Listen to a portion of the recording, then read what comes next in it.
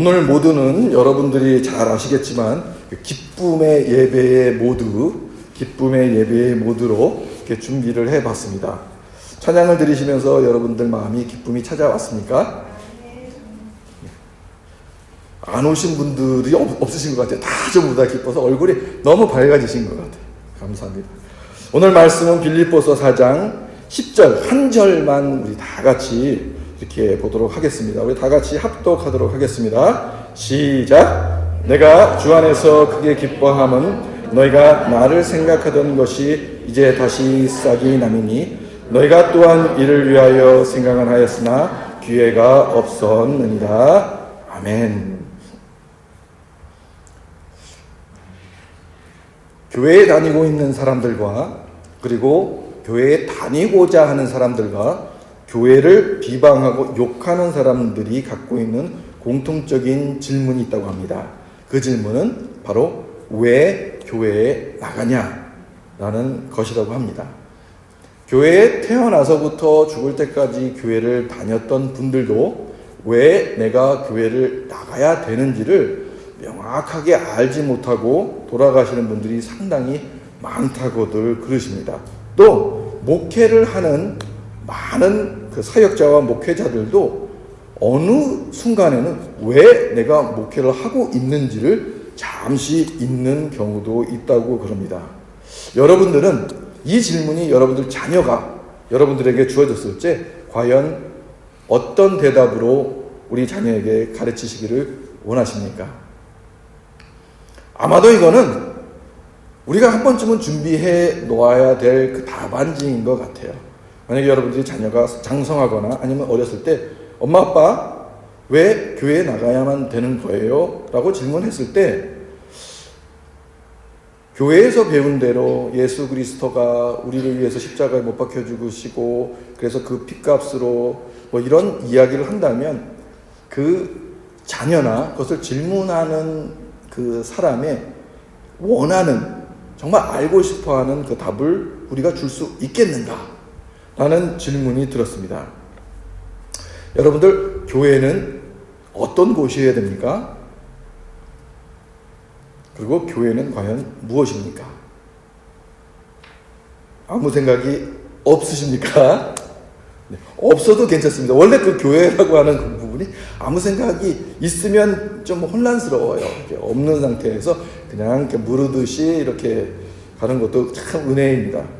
오늘 그 빌립보서의 배경은 사도 바울이 빌립보라고 하는 그 지역에 이제 선교를 가고 약 그 10년이 지난 후에 로마 감옥에 감금이 되어 있는 그 시간이 넉넉한 상황에서 빌립보 교인들한테 쓴 편지의 내용이에요. 그 빌립보서라고 하는 그 내용이.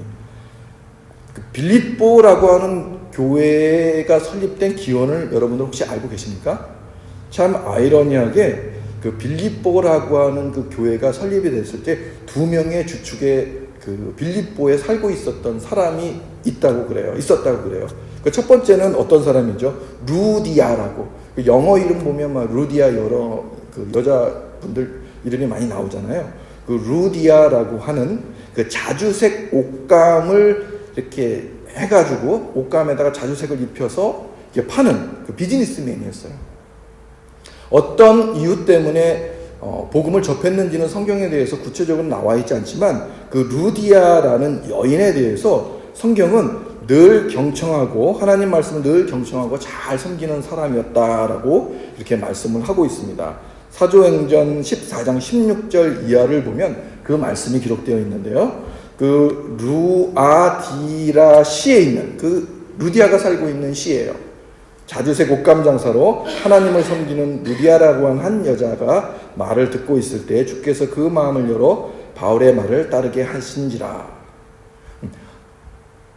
그 당시에 여인이 비즈니스나 사업으로 본인의 이름이 이렇게 드러나오는 그 시대가 아니었거든요. 그러니까 굉장히 그 당시 상황을 알게 되면 참 루디아라고 하는 그 여인은 정말 어떻게 보면 독보적인 존재였을 수도 있을 거예요. 왜 그러냐면 그 당시에 여인들은 사실 그 같은 인간으로서 대우받기가 참 힘들었거든요. 하지만 한 기업을 운영하는 참 성공한 사업가로 성경은 표현하고 있습니다. 그 성공한 사업가의 루디아는 하나님의 말씀을 늘 경청하고 잘 섬기는 사람이었다고 그래요. 그 빌립보 교회를 세운 그 한 사람이 바로 그 루디아라고 하는 것이죠. 다른 한 사람은 또 누구였을까요? 여러분 혹시 기억하십니까? 로마 감옥을 지켰던 그 간수.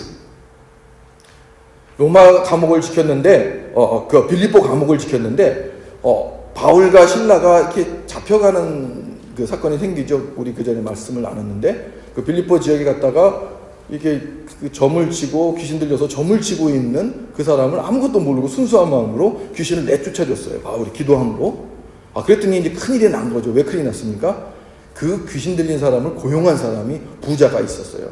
그래서 그 귀신 들린 사람을 시켜가지고 점을 보게 해서 그 나머지 돈을 취했던 그 당시에 빌립보 지역에 살고 있었던 권력자가 보니까 자기 사업을 망친 거 아니에요.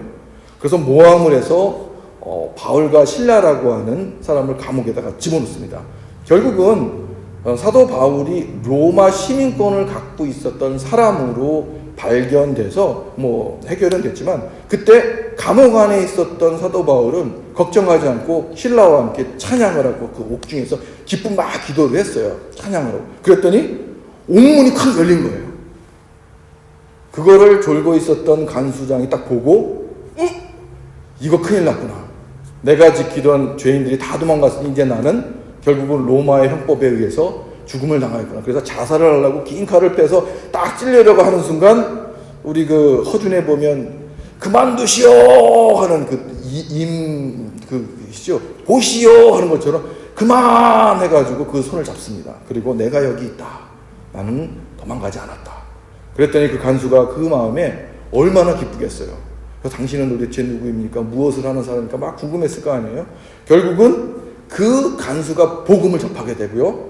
그것을 끝난 게 아니라 그 사도 바울을 자기 가정에게 두고, 그리고 그날 밤, 바로 그날 밤 한치의 지체도 없이 그냥 행했어요. 세례를 받고 온 가족이 하나님을 믿는 그 가정이 되어버리고 만 사건이 사도행전 14장 33절에서 34절 이하에 그렇게 증명되고 있습니다. 그리고 그들은 이런 고백을 합니다. 하나님을 믿음으로, 34절 끝이죠. 크게 기뻐하니라. 다 같이 한번 해보겠습니다. 하나님을 믿음으로 크게 기뻐하니라. 여러분들 하나님을 믿음으로 기쁘십니까? 아멘. 하나님을 믿는데 기쁘지 않는다라는 것은 그러면 어떻게 이해해야 되겠습니까? 하나님을 믿어도 조금같이 믿고, 하나님을 믿어도 발 뒤꿈치처럼 믿거나, 하나님을 믿어도 덜 믿거나, 뭐 이런 불순물이 들어간 믿음이 될 수가 있겠죠. 하나님을 믿는다고 하는 그것은 이 기쁨과 rejoice, 기쁨과 연관이 있다라는 거예요. 강력하게 연관이 있다라는 거예요. 우리 크리스찬들도 모든 일에 잘 풀리고, 그리고 기도한 대로 척척 되어지면 크게 감사하고 기뻐하죠. 더욱이 영적으로 죽어갔던 나의 모습이 막 회복되는 것을 체험할 때, 그때 막 기쁨이 막 이렇게 샘솟습니다. 그렇지 않으십니까? 막 내가 침체되고 있는데 어떤 말씀을 접하고, 그리고 어떤 목사님이나 어떤 뭐 찬양이나 이것에 감동이 되어서 내 마음이 막 이렇게 힐링이 되는 그런 일들이 있어요. 그러면 와, 이게 기쁨이구나 하는 것을 크게 느끼게 되죠. 그런 사람들이 모여서 드리는 것이 무엇입니까? 바로 예배라는 것이죠. 그러니 예배가 장례식과 같은 그런 모습이 되면 되겠습니까? 안 그렇죠. 물론 그 분위기가 엄숙하고 그리고 거룩하고 뭐 이렇게 표현될 수 있지만, 그 마음에, 그 속에서는 뭐가 막 우러나와야 되죠? 기쁨이 막 샘이 솟는 예배가 되어야 되는데, 그런 교회를 보셨습니까? 우리 교회를 빼고는 뭐 못 본 것 같아요. 이렇게 또 자랑을 해야 돼. 기쁨이 막 이렇게 솟아나는 예배, 막 웃겨가지고 뭐 어쩔 수 없는 그런 예배. 전 막 웃기고 싶어요. 이 자리에서 막 여러분들을 막 이렇게 웃기고 싶어요. 제가 한번 몸개그를 하면 다 넘어지실 텐데, 그렇게라도 웃기고 싶어요. 하지 말라고 크게 흔드시는 분이 계신데, 그러니까 예배의 기쁨이 사라지는 예배 안에 그 기쁨 대신에 차는 게 무엇이죠? 걱정. 기쁨이 빠져나가면 꼭 그 자리에 찬 것이 있는데 그것이 바로 기쁨이 아닌 걱정이 찬다라는 것이에요. 왜 그렇습니까? 우리는 늘 영적인 전쟁 속에서 살고 있기 때문에 우리 마음에 기쁨이든 아니면 걱정이든 두 가지 중에 우리는 선택을 해야 되는 상황을 매일 맞게 된다는 것이죠. 이렇게 기쁨을 잃고 사는 우리들에게 오늘 본문은 우리에게 다시 기쁨을 찾는 크리스천이 될 수 있는 비법을 소개해 주고 있습니다. 10년 후에 이 사도 바울이 봤더니 빌립보 교회 그렇게 기쁨으로 간수의 입장에서 그리고 그 당시에 천한 여인의 신분으로 성공한 사업가가 세운 그 기쁨의 빌립보의 교회의 모습 속에 이제 걱정이 들어차고 여러 가지 말씀으로 혼잡해지고 다 좋다 이거죠. 사도 바울은 다 좋다 이거죠. 하지만 그것을 회복하기 위해서 가장 필요한 것이 무엇인가? 바로 기쁨이라는 키워드를 잡았다라는 거예요. 그래서 기쁨을 다시 찾으려면 어떻게 해야 되는가? 이것을 한번 살펴보았습니다. 첫 번째, 다 같이 읽겠습니다. 기회를 잡아라. 기회를 잡아라. 오늘 본문은 주 안에서 기뻐하고 주님을 생각했던 것들이 다시 싹을 내지 못한 이유가 기회가 없었기 때문이다 라고 사도 바울은 위로하십니다. 이 얘기가 무슨 이야기십니까? 우리 마음에 근심과 걱정이 이렇게 들어찼던 그 이유는 물론 그렇지 않을 수도 있지만 우리 하나님은, 우리 주님은 그래, 너가 나를 제대로 못 만났으니까, 너가 진짜 예배다운 예배를 드리지 못해봤으니까, 정말 사람 같은 사람 못 만나봤으니까 그래, 이해해. 뭐 이런 내용이 아니겠습니까? 사도 바울은 지금 빌립보 교인에게 그렇게 위로를 해주고 있는 것이에요. 기회가 없었다. 지금까지 우리를 기도해 주는 사람을 만나지 못했기 때문에, 그런 기회가 없었기 때문에 내가 기쁨이 오지 않았구나. 지금까지 내가 한 번도 남을 위해서 기도를 해보지 못했기 때문에 우리 이웃이, 내가 사랑하는 내 주변에 있는 사람들이 그 기회를 갖지 못했구나. 내가 이렇게 소망하고 바라고 원하는 그런 내용들을 정말 내가 하나님께 의뢰하지 않았기 때문에 나에게 기회가 오지 않았구나.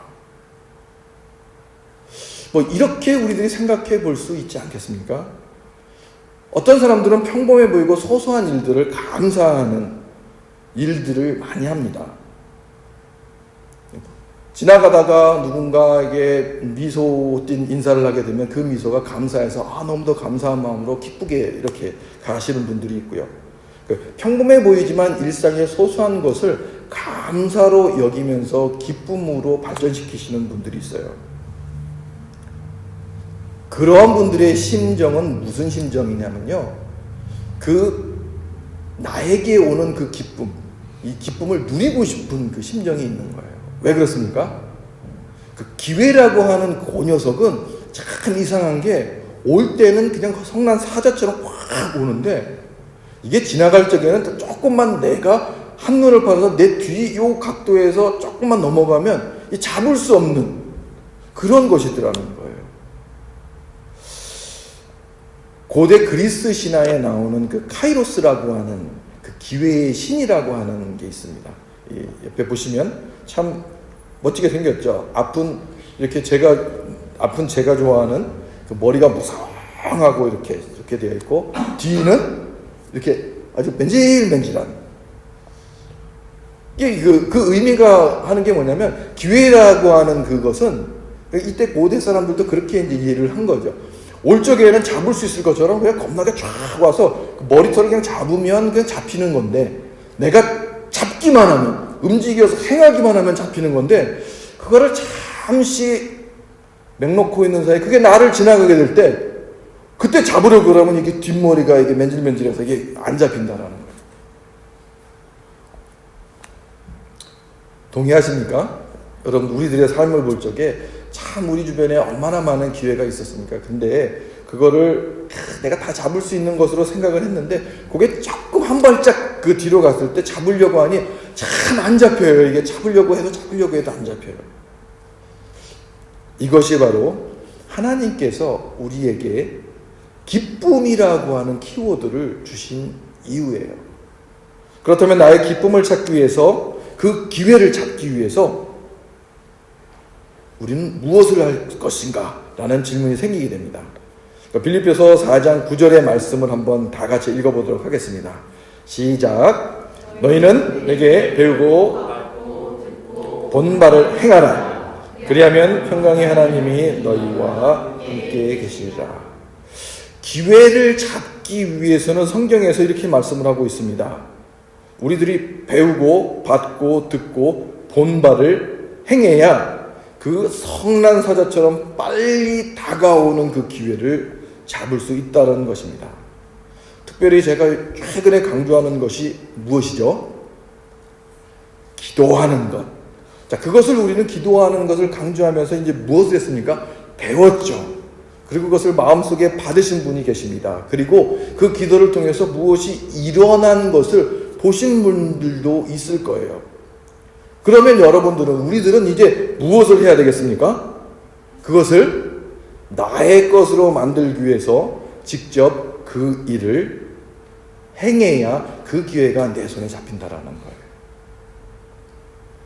예수님께서 우리들에게 이렇게 교훈하시지 않으셨습니까? 주께서 너희를 용서하는 것 같이 너희도 그리하라. 다른 말로 표현을 하면 용서를 친히 보여주셨으니 그것을 배우고 받고 듣고 보았으니까 이제 행하라. 요즘 교회나 목회자, 성도들이 너무 많이 배워서 깜 문제가 되지 덜 배워서 문제가 되는 교회와 목회자나 성도는 이렇게 없는 것 같아요. 오히려 조금 이렇게 덜 배우신 그 성도님들이 이렇게 순수함으로 우리 주님의 일에 동참하고 그리고 진짜 순수함으로 따르려고 하는 것 같아요. 이게 배움으로써 그 일을 하지 못하게 되면 발생되는 일이 그런 것이라는 거죠. 우리가 주변에 있는 얼마나 많은 신앙인들이 얼마나 많은 지식을 갖고 성경에 대한 그리고 말씀에 대한 이해폭이 얼마나 넓은지 몰라요. 하지만 우리가 늘 그분들에게 갖는 퀘스천이 그거지 않습니까? 왜 배운 대로 하지 않느냐? 이영애 씨는 그거를 영화에서 이렇게 얘기했잖아요. 너나 잘하세요 라고. 그러니까 이 세상 사람들이 우리들에게 그렇게 얘기를 하는 거예요. 왜 배우고 잘 알고 그랬으니까 너나 잘하세요. 의료인이나 법조인이나 전문직을 가진 사람이나 많이 머릿속에 많이 알고 그러면 뭐합니까? 손발이 묶여서 아무것도 못한다면 아무짝에 쓸모없는 지식이 되어버리고 만다라는 것이죠. 우리에게 손과 발이 주어진 것은 무엇입니까? 바로 내가 알고 보고 들은 것을 행해라 라는 의미가 아니겠습니까? 그렇다면 여기서 질문이 생겨요. 어떤 질문이 생깁니까? 그러면 무엇을 우리가 행해야 되겠습니까? 그 기준이 무엇입니까? 이 세상에 많은 일들이 있는데 내가 다 해야 되는 그 기준이 도대체 무엇입니까? 내 마음 내키는 대로 하면 됩니까? 기도해서 응답 받았다고 생각되는 것을 하면 됩니까? 라는 질문이 들 수 있잖아요. 빌립보서 4장 8절은 그 부분에 대해서 이렇게 정리를 하고 있습니다. 다 같이 한번 읽어보겠습니다. 시작.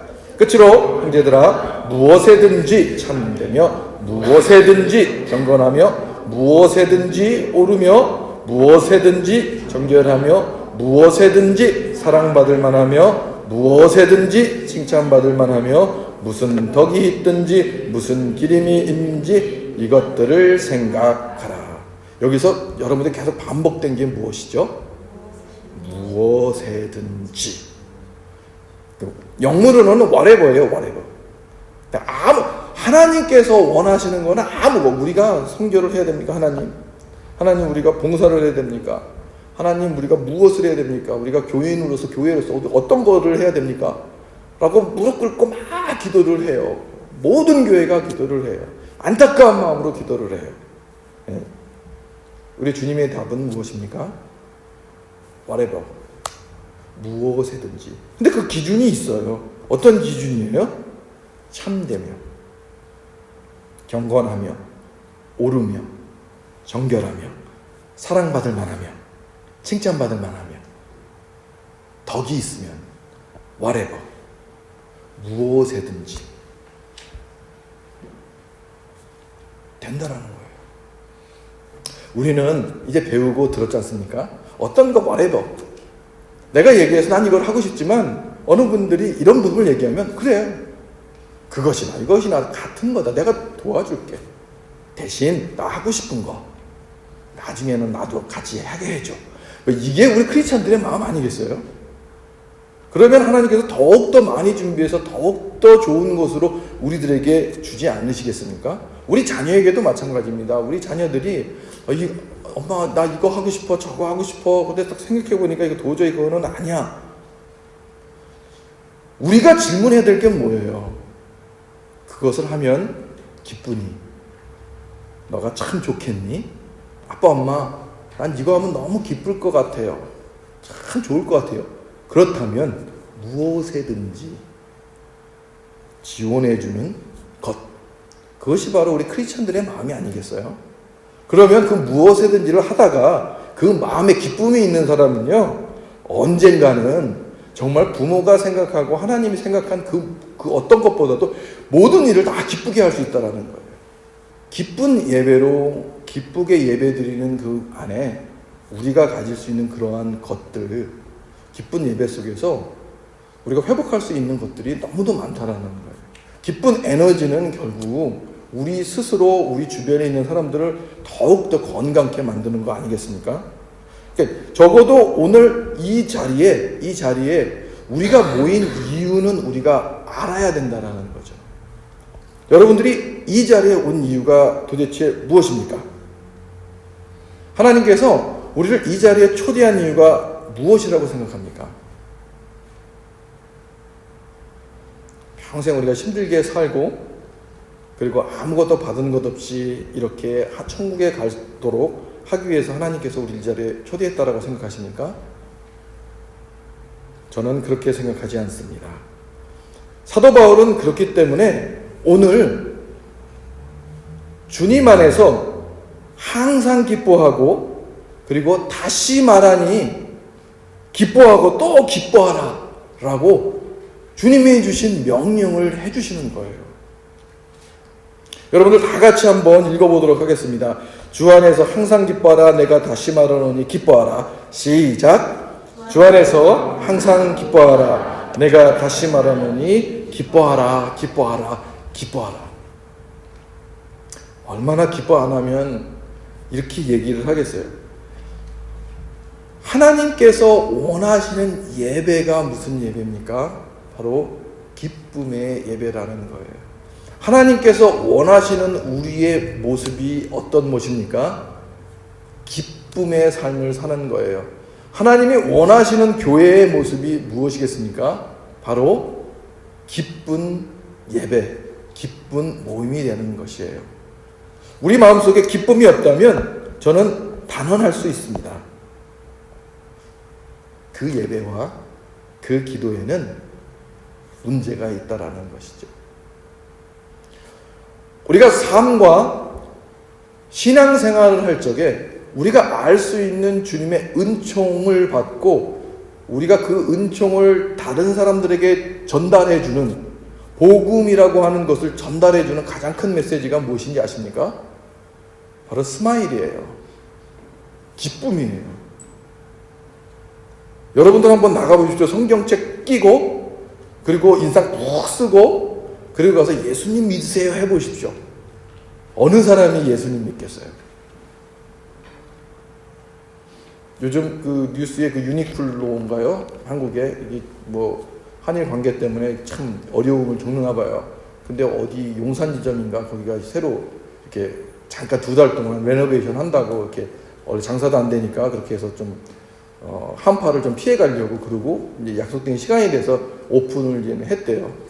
했는데 뭐 여전히 뭐 한국 뭐 분들이 뭐 그렇게 뭐 호락호락 하나요? 뭐 많이 안 왔나 봐요. 근데 그 과정 중에 이제 직원들한테 교육을 얘는 뭐 할 게 없으니까 교육만 시켰겠죠. 근데 유튜브에서 보니까 정말 친절하더래요. 그냥 뭐 발에 있는 것까지 막 털어주고 뭐 그렇게 친절한 거를 처음 봤대요. 우리나라에서 그런 대접을 처음 받은 거죠.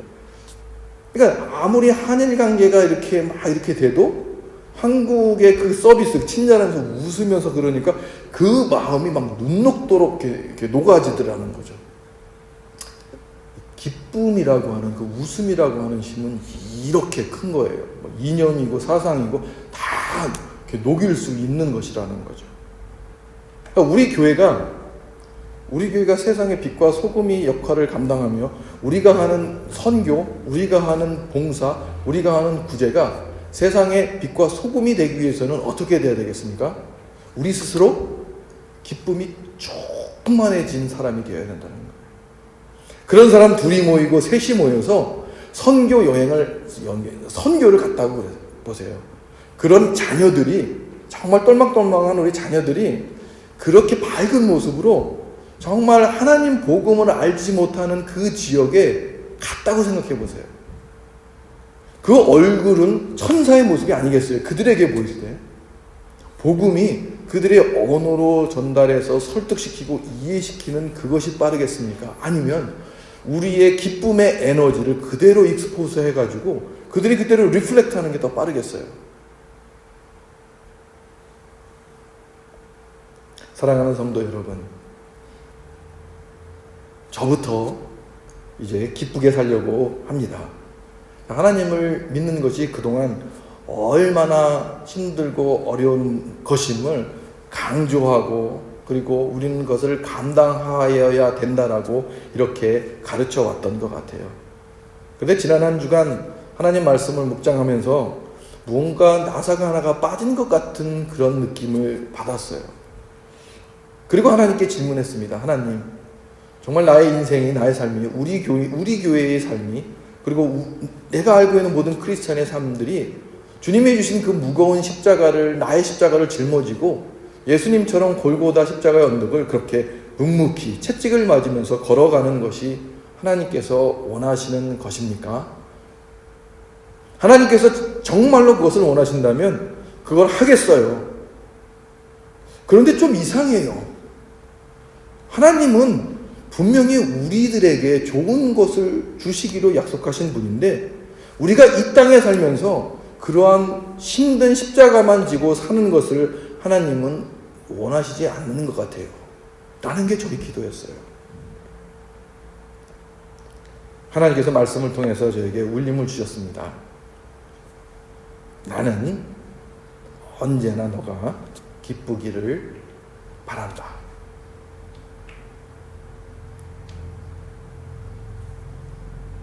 우리 자녀가 아빠와 엄마 그 가정에서 그냥 아무것도 안 하고 그냥 그 얼굴만 바라보고 기뻐할 때 그 모습을 보니까 하나님도 우리가 기뻐할 때 너무도 기쁘겠구나 라는 생각을 갖게 되었어요. 그래서 그 전자오락이 그렇게 나쁜 것임에도 불구하고 강일이가 와가지고 그거 좀 하겠다고 이렇게 큰 이거 네모난 걸 갖고 와요. 그거를. 왜냐면 위에 가면 엄마가 못하게 하니까 그걸 떼어갖고 이렇게 밑으로 이렇게 또르륵 내려와요. 시험 공부를 해야 되는데 거기 갖고 와서 이렇게 봐요. 그럼 그게 뭐겠어요? 그거 살짝 웃습니다. 그 음흉한 미소를 싹 이렇게 떼요. 그러면 아무리 내일 코앞에 시험이 닥쳐도 마음이 확 놓고 그래 그럼 이렇게 꽂아줄게 그러고 이렇게 꽂아요. 그러면 그때부터는 뭐 공부고 뭐고 아무것도 안 되죠. 뒤에서는 뭐 이게 꼭 칵칵 웃으면서 정신없이 이걸 눌러대니까 이거 공부가 안 되잖아요.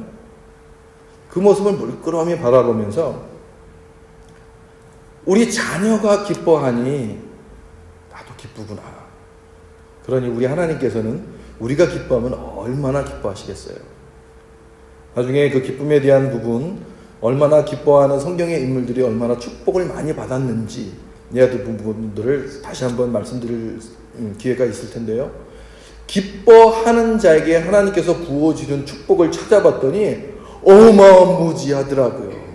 맨날 울면서 그냥 막 이렇게 하시는 분들은 그냥 거기까지인데 그냥 그것을 기뻐하면서 날뛰면서 하는 저기는 정말 세상을 얻고 왕국을 얻더라는 거예요.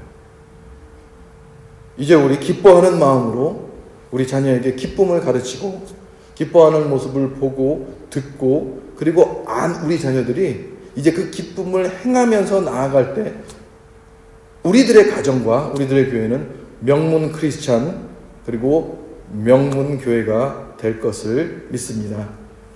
우리 다 같이 그러한 기쁨을 갖는 주님의 귀한 자녀 되기를 소망합니다. 기도하겠습니다.